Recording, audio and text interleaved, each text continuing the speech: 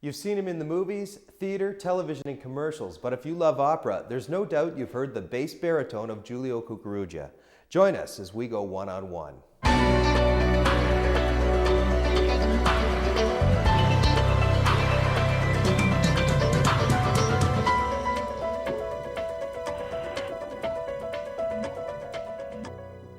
From Raimondo in Lucia di Lammermoor to Matthew Cuthbert in Anne of Green Gables, bass baritone Giulio Kukurugya continues to have a varied career, both on stage and in front of the camera. In looking at your resume, it's quite full. You've had a very interesting career, and with over 60 major characters. You've been an actor, a cartoon performer, but most notably, your passion and your love is the opera. So take us back to when you first realized that you had a gifted voice. Well, actually, I didn't know I had, to tell you the truth. It was other people that had heard me sing. And I remember that when I was in my teens, 17, 18, and a fellow heard me sing and said, "Oh, I want you to audition for Robert Shaw," who was a very famous choral conductor, and to do a solo part. And they were auditioned some 100, 200 people. And it came down to myself and another fellow. We had to keep going back and forth to these auditions, and I got tired of it, and I said, I'll just let him do it. And they said, no, you have to do it. And that's how I got started. And the same fellow who had heard me sing it had pushed me into this audition, said, "Oh, look, you got to come to an opera workshop." Well, I didn't know what opera was at the time, had not a clue. And in fact, opera I related to the radio programs with soap operas, and I said, no, I can't do that kind of thing. And in any case, that's how it started, and I went to this opera workshop, and from there started to grow and audition for other people, and all at once I was traveling the world and having a great time performing opera. Now, as a musician or as a singer, what was the style of music that you first took to before getting into opera? Well, actually, when I was young, I used to do rock and roll. And I was kind of a big hit at one point. They used to have DJs, and then there'd be a live show at the midway through the evening. And I remember that I was invited and had a band with me, and I was right up front, and I got really nervous, and so I was starting to sweat, and I started to sing my first song, and sweat's coming down here, and so I went like that to wipe the sweat, and all the girls went nuts, and the next thing I know, I was moving back up the stage because people are crawling up the stage. I saw a side door open and shut out the side door. They didn't see me again after that, but that's how I started out, and then I played the trumpet, and I used to play in dance bands, and so I was always interested in music. But, well, you could segue into rock opera now, too. Yeah. That's become quite popular. Oh, yeah, it has been, yeah. But you were a gifted singer, but did you have any formal training? Did somebody mentor you at all? Not until I actually got into this workshop, this opera workshop, and I started to understand and started to study about voice and what it means to sing, to really sing without microphones. So that was quite fun too. In fact, I had a part-time job when I used to be known as the man without the microphone, and I used to sing, believe it or not, in a bowling alley with a woman playing an organ, and we were quite a duo, I'll tell you. Now tell us the first time you performed live on stage in front of an audience, what that feeling was like. Were you a bag of nerves? Oh God, I can't even remember when the first time was right now. Even when you're still, no matter how many years you've done it, there's still a bit of nervous tension underneath. If you don't have that excitement, you won't get on. If you get too complacent, you can forget about it. It does not work. So I can't remember the first time with a live audience, but each performance is a real kicker. And when you come off there and you're working hard, it's we come to the end of the evening. You're zapped, you're worn out, but you've had a great time. And it just seemed like fate, the stars aligned for you, and this is what you were meant to do. And it's taken you all around the world. And some of the places you've been, you've performed in Great Britain. I believe you've performed in Africa.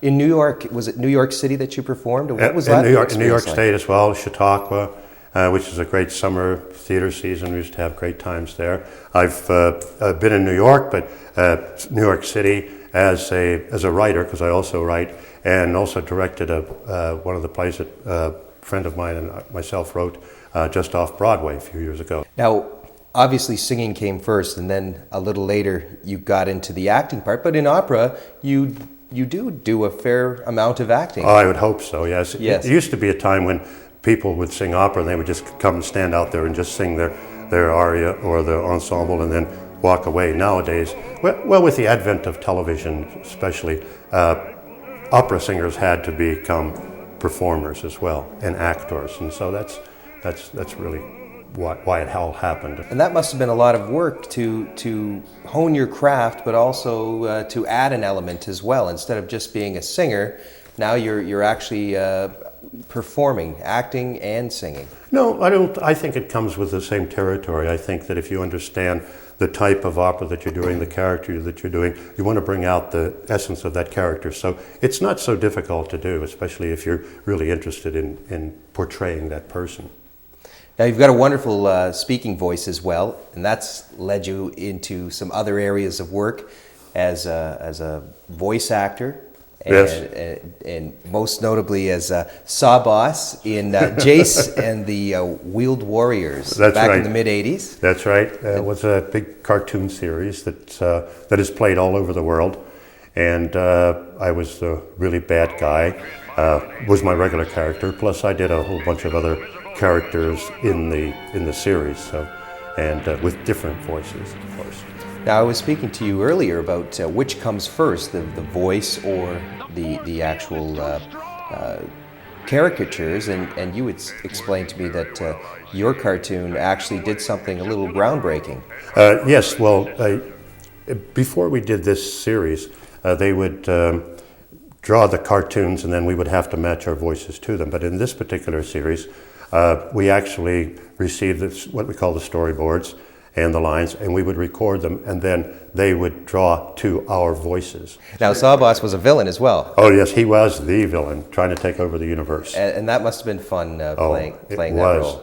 It was great fun. What's the difference when you're playing an animated character as opposed to performing in front of the camera?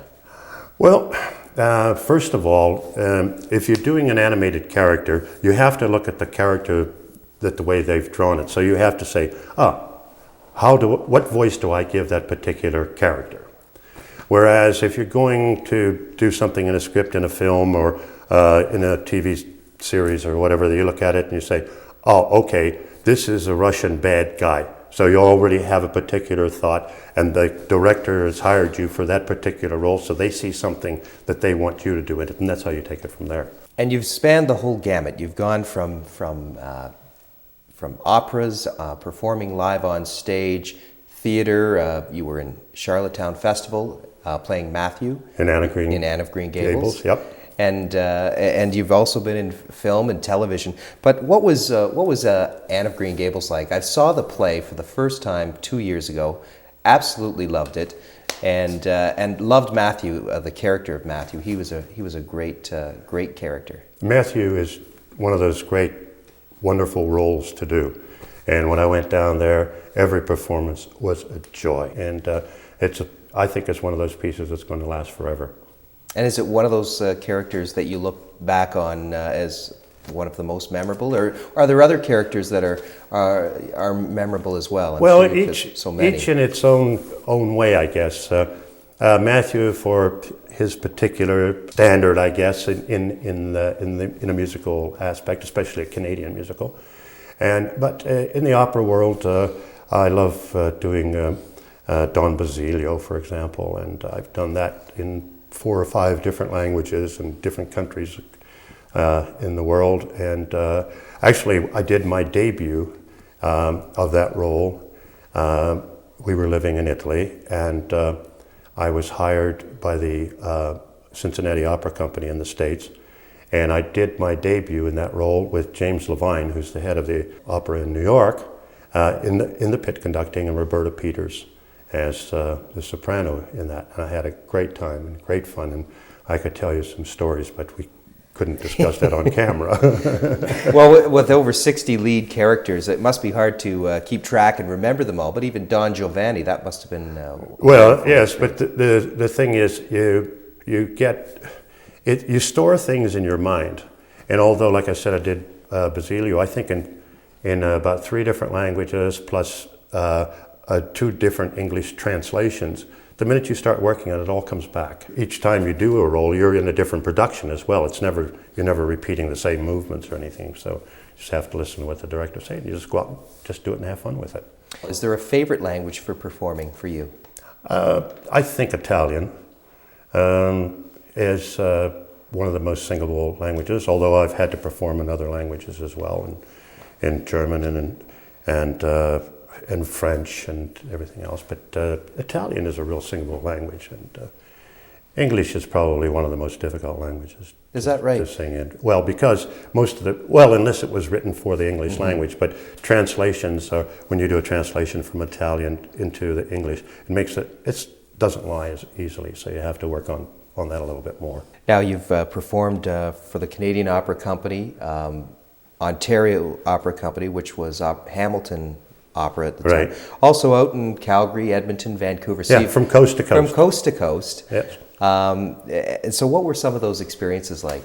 You become a family because it's such a closed world in a sense that it's very exciting, and you're so happy you might be working in Calgary in one opera with somebody, and then 6 months later you see them in Vancouver, and so you catch up it's as if you just left off when you had a conversation yesterday.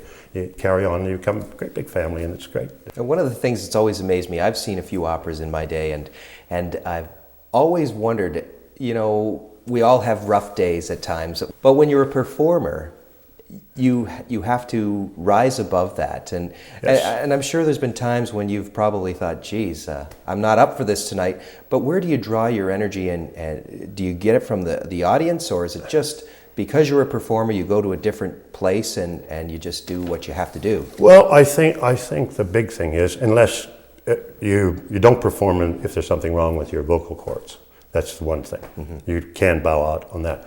But normally, if you're feeling a bit down and whatever, you've got to rely on your training and your abilities to get you through, and also convince the audience that everything is fine. I've done performances when I've been absolutely sick, and run off stage and into the bathroom and run back on, and nobody knew that you were upchucking everything, and come on, and you do a fabulous performance, but by the end of the evening, you're absolutely wiped. Now, what's it like when the shoe's on the other foot and you're in the audience watching an opera? What's that experience like for you? Well, I guess as a director, I sometimes maybe a bit critical, but I'm also looking to see new things that people are going to do, especially with directors, and to hear new voices and see what they can do, because there are a lot of young voices that are up and coming.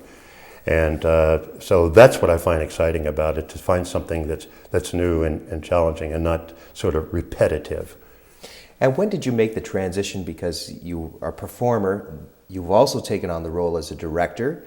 What was the transition like, and when did you first decide to give directing a try? Well, actually, when I was in Trieste, I was at the Opera House there, and I was studying, but the man who was the artistic director sort of made me his assistant, and so I started to working with different directors at the Opera House, and became very interested in it because we had really great people. Like, for example, I got to work with Giancarlo Menotti, and I mean, wow, that was just terrific. And so the next thing I know, I was in there. I was still performing, still singing, but I was also working on my directing skills as well, which I think as a performer, as a director, it's also helped me to understand performers a little bit more, and to hopefully make their life a little easier, and mine as a director a little easier too. We're speaking with Giulio Kukurugya of Opera Barrie. Stay tuned, One-on-One will continue.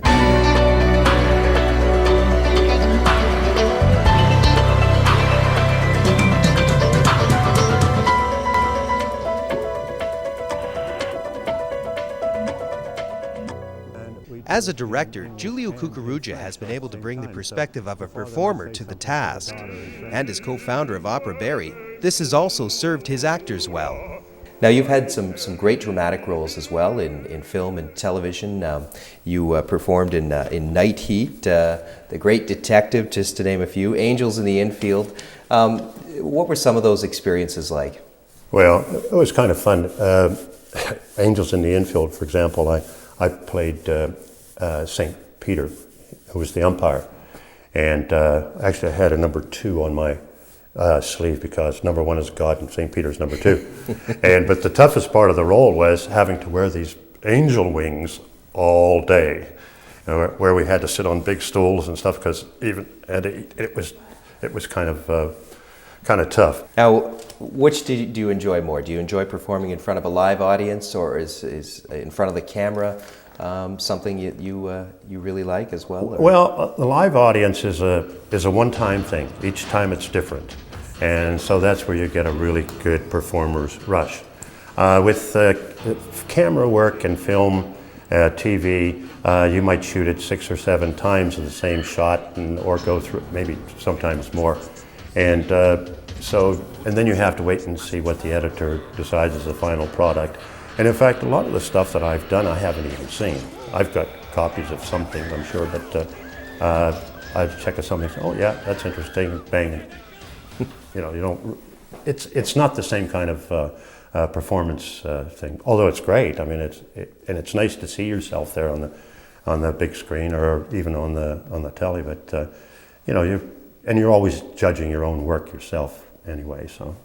Now, a lot of roles in film and television, Brighton Beach Memoirs and Angels in the Infield, as we just mentioned. But I think something that a lot of people might recognize you from, however, you have hair, which you don't have, is J.M. Schneider for the Schneider's Meats commercials. Right. You're J.M. I am J.M.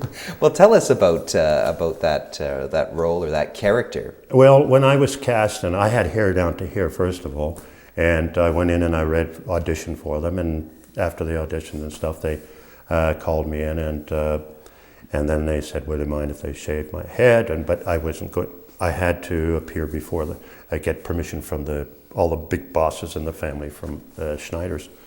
And so I still didn't know I had the role until after they'd shaved my head and put me in a costume and presented me in front of a board table, and then I had the role. And it's just been great, and people always think it was designed to look like an old piece of found film. So there were great talks. In fact, even on the radio one day, people were arguing whether or not that was real found film with the real J.M. Schneider, and with all the gray and greeny tones and the crackling in the voice. So it's designed that way. So, and it's very nice. And it's nice to be known as J.M. And actually, I think that personally, the J.M. Schneider series of commercials that I've done has been some of my best work. I really do. I've done lots of work that I've been happy with, and a lot of stuff I could care less about. But I really, really am happy with this. Now, you've been all over the world with your career, and somehow or another you ended up in the Barrie area. So tell us how that happened. Well, actually, we came back from Africa. We were in South Africa, came back in, I think it was 75 or 76, I'm not quite sure. And went first to Toronto, of course, and then we moved up to Cookstown. We drew a big circle around the Toronto airport and said, okay, we'll look for a place in that area so that I could get to the airport within an hour. Mm-hmm. And because I was still flying back and forth and going all over the place. And that's how we wound up in this area. Now, with opera being a passion of yours, you have a passion as well for Opera Barrie. Oh, yes. And you've been very active in getting Opera Barrie off the ground. Tell us about when the light bulb first came on with Opera Barrie to the inception and where we are right now. Well, it actually, we were still living in Cookstown, and a friend of ours, Carol Elson Brown, came to the house. And she and my wife, Margaret, and I were sitting around the table chatting, and Carol said, Barrie could use an opera company. And so we discussed it and thought about it, and next thing you know, we started the company. No funds, no nothing, just started it. And so it's been tough, but we're still continuing on with it, doing major performances. And the thing is that I was always convinced that there's good talent in the area. So there's lots of up-and-coming talent in the Simcoe County area, which I use, and I also bring in professional international Canadian performers, so they work with these up-and-coming people, and so there's a teaching, learning process going on there. And also, I pay everybody, not very much, but they have to sign a contract with me. And it's not like doing just community theater. You can show up when you want to. You're committed to me for those particular dates. And if you don't show up, you get fired. And so we've been having really successful productions. We did a Magic Flute a few years ago that just sold out. Then last year, we had an opera written for us by James Leonard, who's a Barrie. I remember that. Yes.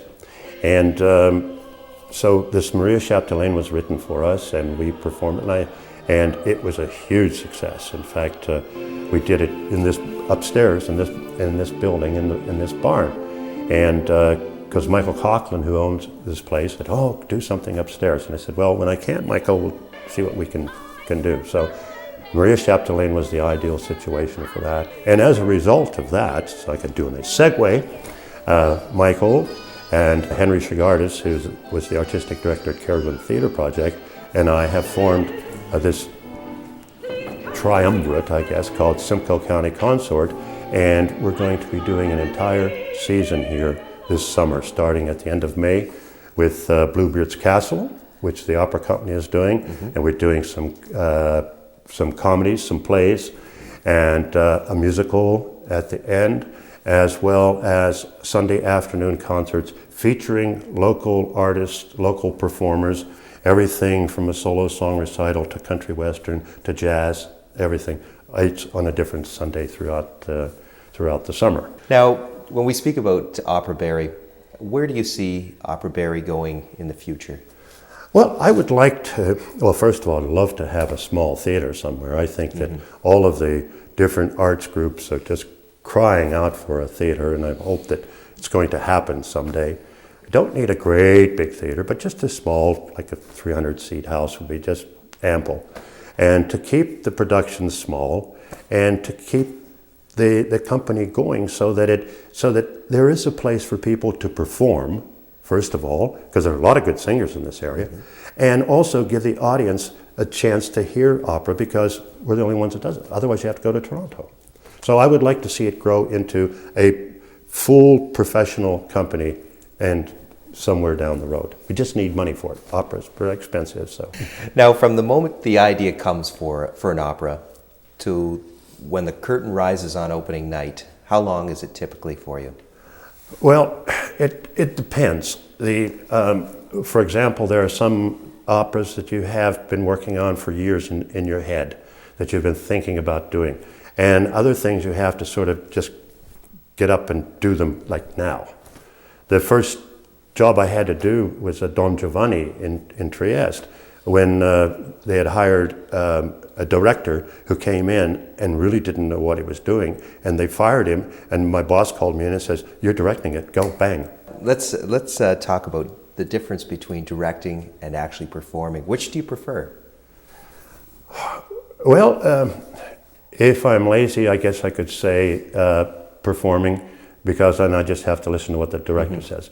But directing for me is that I just love it, because I have to paint the picture. I've got to be the artist that paints the picture and puts all of the characters in place, where they have to be, when they come from. So as a result, it's a harder thing to do, to direct, because you have to understand all the characters, you have to understand where they're coming from, why they are there in the piece in the first place.